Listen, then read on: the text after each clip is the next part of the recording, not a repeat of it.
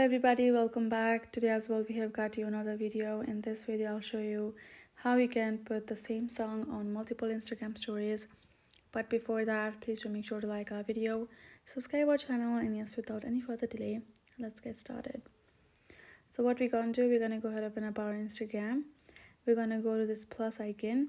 We're gonna pick a picture for the story or a video if you would prefer, and then we're gonna go to this song icon. Now if you would like to put a one song in multiple songs, so you're gonna go ahead and search the song that you would like to add, and then you're gonna tap on it, and then once I've chose the pad, you're gonna tap on done. Now you're gonna go back to the search music section and go to saved, and make sure that particular song is simply saved, right?